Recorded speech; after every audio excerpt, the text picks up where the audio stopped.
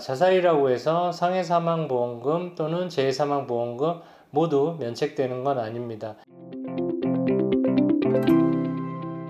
보험금 분쟁 전문가 보험손사입니다. 오늘은 다소 무거운 주제를 다뤄보도록 하겠습니다. 자살로 인한 상해사망보험금 보험손사에서 직접 진행해서 성공한 케이스에 대해서 얘기해 보도록 하겠습니다. 자살은 원칙적으로 고의성으로 인해서 보험금 면책입니다. 다만 자유로운 의사결정을 할 수 없는 상태로 인한 자살은 상해 또는 재해사망으로 주장해 볼 수 있는 부분이 있습니다. 오늘 영상으로 그 부분 확인할 수 있으실 거고요. 영상 시청 전에 구독, 좋아요, 알림 설정 감사드리겠습니다.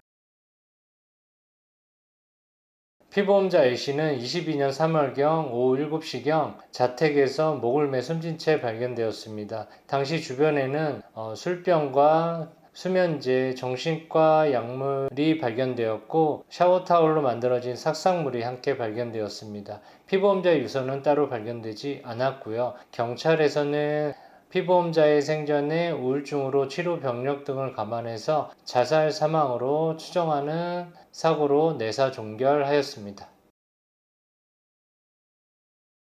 피보험자의 자살이 상해 사망으로 인정되기 위해서는 자유로운 의사결정을 할 수 없는 상태를 주장할 수 있는 근거가 필요했습니다. 피보험자는 생전에 우울증으로 인해서 꾸준히 정신과 치료를 받아왔었고 과도한 알코올 중독으로 인해서 수차례 입원 경력도 있었습니다. 그리고 수면 장애를 앓고 있었고 술을 먹지 않으면 잠을 자지 못하는 극도의 수면 장애를 앓고 있었습니다. 이를 근거로 피보험자 사망 당시 정신과 소견서에 따르면 심한 우울증, 과도한 알코올 중독 증상으로 뇌신경 마비로 인해서 사망 당시 정상적 판단이 어렵다는 소견서 내용이 있었습니다.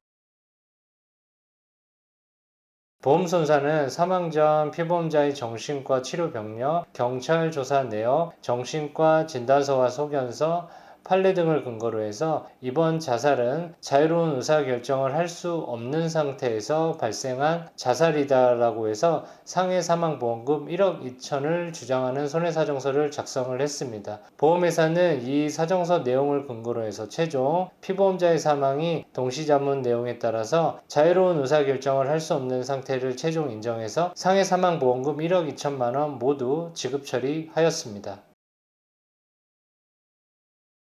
오늘 내용 정리해 보겠습니다. 자살이라고 해서 상해사망보험금 또는 재해사망보험금 모두 면책되는 건 아닙니다. 피보험자의 생전에 정신과 병력이나 알코올 중독, 강박적 충동, 자해 전력 등이 있다라고 하면 상해 또는 재해사망보험금으로 다툴 수 있는 부분들이 있습니다. 상담은 무료이고 자살로 인해서 보험금 청구를 앞두고 있는 분들이라고 하면 보험손사가 도와드리도록 하겠습니다. 오늘 내용 여기까지 하겠으며 다음에 더 좋은 내용으로 여러분 찾아뵙도록 하겠습니다. 감사합니다.